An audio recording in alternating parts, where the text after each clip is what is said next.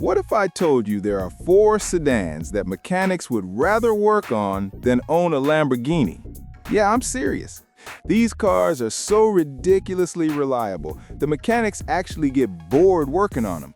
One of them has been driven over 1 million miles without a rebuild. Another survived being submerged in salt water and still started up. And there's one that's so tough, it's literally used as a taxi in the harshest conditions on Earth and just won't die. These aren't your grandpa's boring sedans. Well, actually, they are your grandpa's sedans, and that's exactly why they're still running. Today, we're counting down the 4 Immortal sedans that have earned legendary status in every mechanic shop around the world. Trust me, number 1 will shock you. Or maybe it won't, because you probably saw 3 of them on your way here. Let's kick things off with a car that's basically the cockroach of the automotive world. And I mean that as the highest compliment possible. The Honda Civic. Yes, that Civic. The one your neighbor bought in 2006 and is somehow still driving to work every single day without a single complaint. The one that's been rear-ended twice, survived 3 teenagers learning to drive stick, and still fires up at minus 20 degrees like it's a beautiful spring morning. Now here's the thing about the Civic that drives mechanics absolutely insane, in the best way possible. They genuinely struggle to find work on these cars. I'm talking about Civics rolling into the shop with 200,000 miles looking for their first major repair, and the mechanic's just standing there like, dude, you need an oil change and maybe some windshield wipers. That's it. That's literally it. The heart of this immortal machine? Honda's legendary engines. Whether you're talking about the D-Series, the B-Series, or the modern R-Series, these power plants are engineered like they're preparing for the apocalypse. Honda uses something called a timing chain instead of a timing belt in most modern Civics, which means one less catastrophic failure point. No more worrying about that belt snapping and turning your engine into expensive modern art. The chain just keeps going and going and going. It's the Energizer Bunny of engine components. But let's talk about why mechanics actually respect this car beyond just the engine. The transmission, especially the manual, is built like it was designed by someone who genuinely understands that not everyone treats their gearbox like a Fabergé egg. You can money shift this thing and it'll forgive you. The clutch is smooth, predictable, and lasts forever if you're even remotely competent. And the automatic? Well, it's not winning any excitement awards, but it's reliable as gravity. It just works. Here's a fun fact that'll blow your mind. There's a guy named Matt Farah who runs a website called The Smoking Tire, and he bought a 1996 Honda Civic with the sole purpose of seeing how far it could go. No special treatment, no babying it, just regular maintenance. That car crossed 900,000 miles. Not a typo, 900,000. The odometer basically ran out of space to display numbers, and the car was still running strong enough to daily drive. At that point, the car wasn't just reliable, it was mocking death itself. Now, let's address the elephant in the room. Is the Civic exciting? Not particularly. Will it make your heart race? Only if you're severely caffeinated. But here's what it will do. It'll start every single morning, get you to work, bring you home, handle your grocery runs, survive your kids' first driving lessons, and 20 years later, it'll still be sitting in your driveway, judging your newer car that's already having transmission problems. The parts availability is absolutely insane too. You can find Civic parts at virtually any auto store on the planet. It's like Honda looked at the global supply chain and said, yeah, we're going to make this so easy that even a zombie apocalypse won't stop Civic owners from keeping their cars running. Mechanics love this because they don't have to order obscure parts from Japan and wait 3 weeks. It's all there, it's affordable, and it fits perfectly. And here's the kicker, the secret sauce that makes the Civic truly immortal. Honda's obsessive attention to rust prevention and build quality. These cars don't dissolve into a pile of oxidized metal after one winter like some European sedans we won't name. The undercarriage is properly sealed, the body panels are thick enough to actually protect the car, and the paint, while not winning any awards, actually stays on the car. Revolutionary concept, I know. Mechanics will tell you straight up, if you want a car that you can actually ignore for months, forget to change the oil on time, drive like you stole it, and have it still purr like a kitten, the Civic is your machine. It's not glamorous, it won't impress your date unless they're really into fiscal responsibility, but it'll outlive your mortgage, your student loans, and probably your will to live in traffic. So that's the Honda Civic, folks. The sedan that refuses to die, refuses to complain, and refuses to make mechanics wealthy. It's the ultimate middle finger to planned obsolescence, and honestly, we should all be so lucky to be as reliable as this brilliant little beast. All right, now I know what you're thinking. Wait, did he just say Hyundai Elantra? The Korean car that everyone used to make fun of? Yes, I did. And before you click away, let me tell you something that'll make you question everything you thought you knew about automotive reliability. The Hyundai Elantra went from being the punchline of car jokes in the late 90s to becoming one of the most bulletproof sedans mechanics have ever seen. This is the ultimate underdog story, and it's absolutely real. Picture this. It's the early 2000s, and Hyundai has a reputation problem. Their cars are cheap, sure, but they're also falling apart faster than a house of cards in a hurricane. Then, something incredible happened. Hyundai looked at themselves in the mirror and said, you know what? We're going to become so obsessively reliable that people will think we're lying. And then, they actually did it. They didn't just improve, they completely transformed their entire engineering philosophy from the ground up. The modern Elantra, especially models from 2011 onwards, is a masterclass in how to build a car that simply refuses to break. Let's start with the engine, because that's where Hyundai really proved the skeptics wrong. The new series engines, particularly the 2.0-liter four-cylinder, are designed with what engineers call conservative tuning. That's fancy talk for, we deliberately didn't push this engine to its absolute limits because we'd rather it last 300,000 miles than make an extra 15 horsepower. Smart move, Hyundai. Really smart move. Mechanics absolutely love working on Elantras for one specific reason that might sound weird at first. They're stupidly easy to service.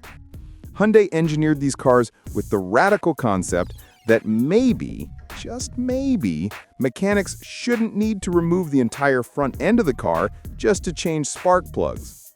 The engine bay is logically laid out, everything is accessible, and routine maintenance is so straightforward that even your cousin who thinks motor oil comes from actual motors could probably handle it. This means maintenance gets done on time, which means the car lasts longer. Revolutionary thinking right there. But here's where it gets really interesting, and this is something that separates the Elantra from the pack. Hyundai backs these cars with a 10-year, 100,000-mile powertrain warranty. Now, think about that for a second. A company doesn't offer that kind of warranty unless they're absolutely confident their stuff won't explode. That's not marketing fluff. That's Hyundai putting their money where their mouth is. They're essentially saying, we're so sure this won't break that we'll fix it for free if it does for an entire decade. That's not confidence. That's borderline arrogance, and it's completely justified. The transmission situation is another win. Hyundai uses both traditional automatics and dual-clutch transmissions, depending on the model year.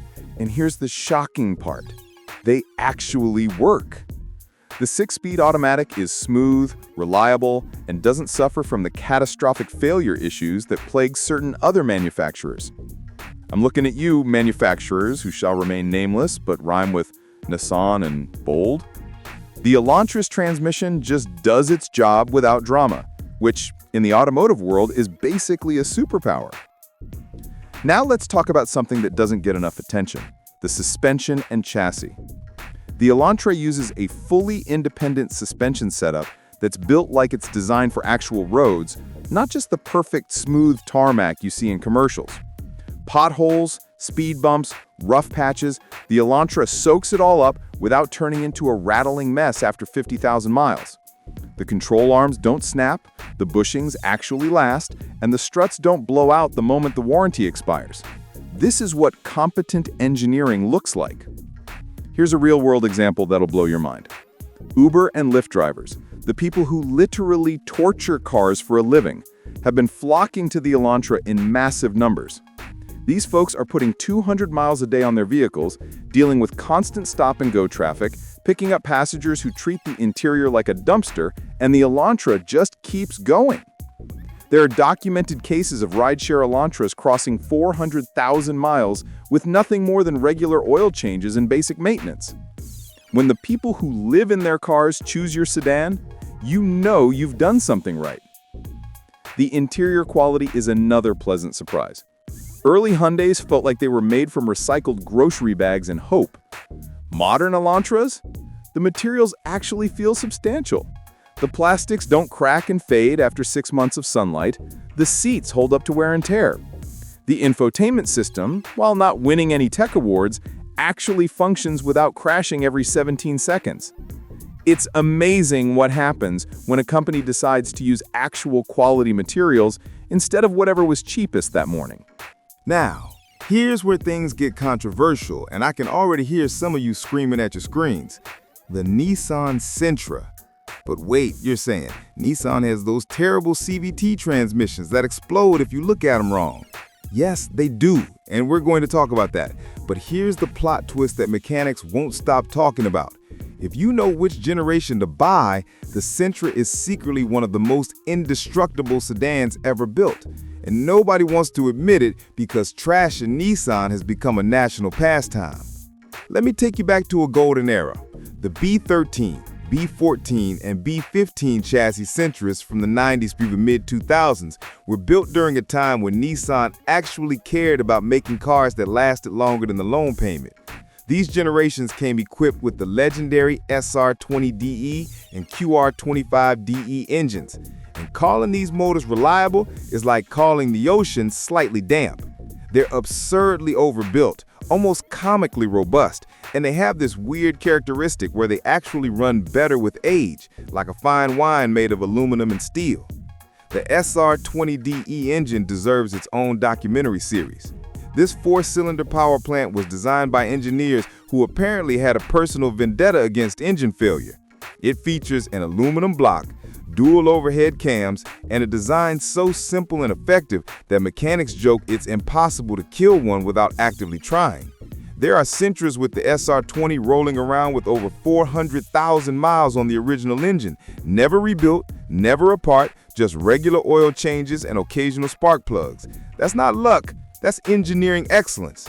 But let's address the elephant wearing a continuously variable transmission in the room. Modern Sentras, particularly from 2013 onwards, came with Nissan's infamous Jatco CVTs. And yes, these transmissions have the structural integrity of wet cardboard. They fail, they shudder, they cost a fortune to replace, and they've single-handedly destroyed Nissan's reputation for reliability. However, and this is crucial, the manual Sentras and the older conventional automatic Sentras don't have this problem at all. Zero. The 4-speed and 5-speed automatics from the earlier generations are bulletproof.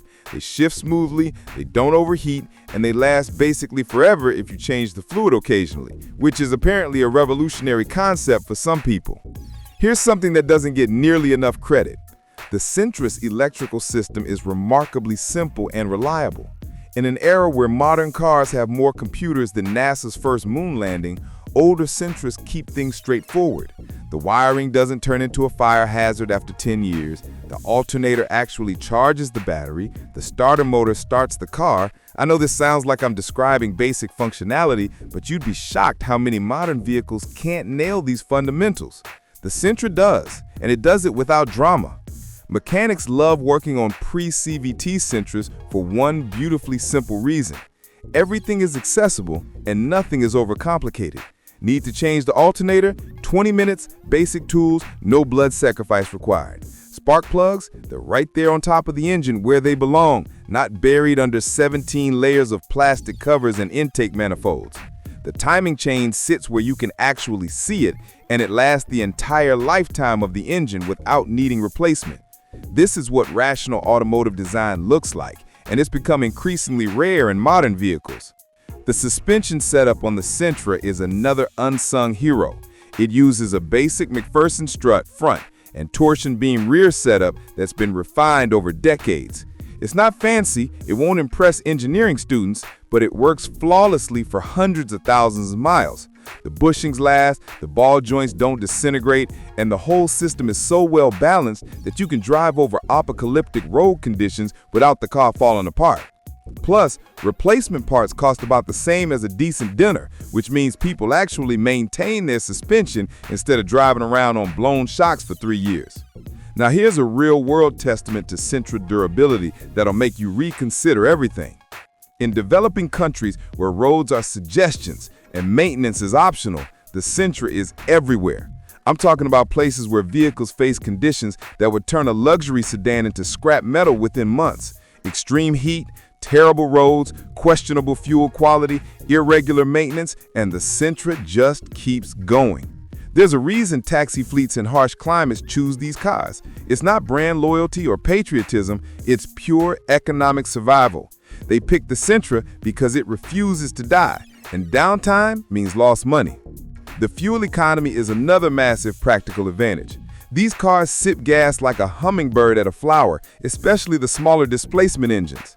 You're looking at mid-30s on the highway without even trying, which means lower operating costs over the vehicle's lifetime.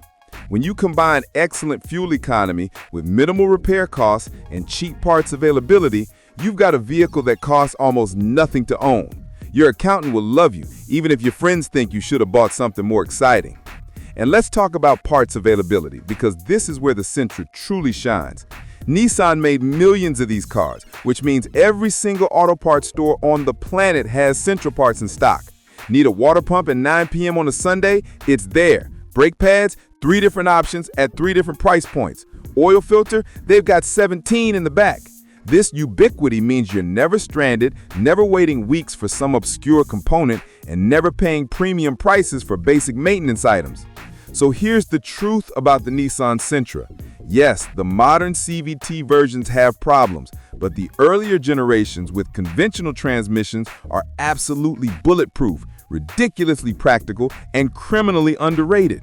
Mechanics who know their stuff will point you toward a pre-2013 Sentra without hesitation, and they'll tell you it's one of the smartest purchases you can make.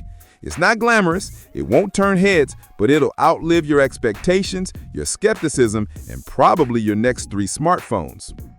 And now we arrive at the final boss, the ultimate champion, the undisputed heavyweight champion of automotive immortality. You knew it was coming, everyone knew it was coming, the Toyota Corolla. And before you roll your eyes and say, of course it's the Corolla, let me tell you something that'll make you understand why this car isn't just number one, it's in a completely different universe of reliability. This isn't a car. This is a philosophical statement about what engineering can achieve when a company decides that failure is simply not an option. The Toyota Corolla has sold over 50 million units worldwide, making it the best-selling car nameplate in human history. But here's what's absolutely insane about that number. It's not successful because of clever marketing or flashy designs. It's successful because people buy them, drive them for 20 years without major issues, then tell everyone they know to buy one too. This is automotive evolution through pure survival of the fittest, and the Corolla has been dominating that game since 1966. Let's talk about what makes mechanics genuinely emotional when discussing the Corolla. The engines. Oh, the glorious engines. Whether you're talking about the legendary 4A FE, the bulletproof 1ZZ FE, or the modern 2ZRF FE, these motors are engineered with a level of paranoia about failure that borders on obsessive. Toyota engineers apparently sit in meetings asking themselves, but what if someone never changes the oil and drives through a desert for 10 years straight? And then they design the engine to survive that scenario anyway. The tolerance stacking, the material selection, the thermal management, everything is overbuilt to a degree that seems almost wasteful until you realize these engines routinely cross 500,000 miles without major intervention. But here's where the Corolla pulls away from every other sedan on this list. It's not just one component that's reliable, it's everything. The transmission, whether manual or automatic, is phenomenally durable. The electrical systems are simple and fault-tolerant. The suspension components last forever, the brakes are appropriately sized and don't cook themselves. Even the door hinges and window regulators seem to be designed by people who understand that these parts should work for the entire life of the vehicle, not just until the warranty expires. This is systemic excellence, and it's terrifyingly consistent. Mechanics will tell you stories about Corollas that sound like urban legends, but are completely verified. There's a documented case of a 1989 Corolla in Kuwait that survived being buried in sand during the Gulf War, was dug up months later, and after a battery charge and fresh fluids, it started right up. There are Corollas in Alaska that start reliably in -40-degree weather. There are Corollas in the Middle East that handle 120-degree summers without the engine spontaneously deciding to become a modern art installation. This car doesn't just handle adverse conditions, it laughs at them. The build quality is something that genuinely separates Toyota from the competition. Walk up to a 15-year-old Corolla and open the door. Listen to that sound. It's solid. The panel gaps are still tight. The paint hasn't oxidized into a chalky mess. The interior plastics haven't cracked into 17 pieces. Toyota uses a rust prevention process that's so thorough, mechanics joke that Corollas don't rust, they just eventually get crushed in accidents because the owners got bored. The undercarriage coating, the galvanized steel, the cavity wax, everything is designed to make sure this car stays structurally sound for decades. Now, let's address something important. The Corolla is boring. Let's just say it. It's about as exciting as watching paint dry in real time. The steering feel is vaguer than a politician's promise. The acceleration is best described as eventually. The handling is designed for people who think cornering is a waste of time. But here's the thing that people miss. Boring is reliable. Boring doesn't have complicated turbochargers that fail. Boring doesn't have dual-clutch transmissions that shudder. Boring doesn't have air suspension that costs $6,000 to fix. Boring just works, day after day, year after year, decade after decade, without complaint, without drama, without failure. The ownership experience of a Corolla is genuinely unique. You buy it, you change the oil every 5,000 miles, you rotate the tires occasionally, you replace the brake pads when they wear out, and that's basically it. No surprise repair bills, no catastrophic failures, no weekends spent at the dealership trying to diagnose some weird electrical gremlin. It's transportation distilled to its purest form. You turn the key, it starts, you drive where you need to go, you park it, and you forget about it until you need it again. For most people, that's exactly what a car should be. Mechanics have a saying in the industry. If you want job security, hope everyone buys German luxury cars. If you want to recommend something to your family, tell them to buy a Corolla. That quote tells you everything you need to know about this vehicle. It's so reliable that mechanics struggle to make money servicing them, and yet they universally recommend them because they genuinely care about people not getting stranded on the side of the road with a destroyed transmission at 100,000 miles. The resale value of Corollas is absolutely bonkers. These cars depreciate slower than almost anything else on the market because everyone knows what they're getting. A 10-year-old Corolla with 150,000 miles will still command a reasonable price because buyers understand that car probably has another 150,000 miles left in it without major issues. Try that with almost any other sedan, and you're looking at a vehicle worth about the same as a used laptop. Here's the final piece that makes the Corolla truly immortal: Toyota's commitment to parts availability and long-term support. You can still get factory parts for Corollas from the 80s. The 90s? Forget about it. Every single component is available. This means your Corolla never becomes obsolete.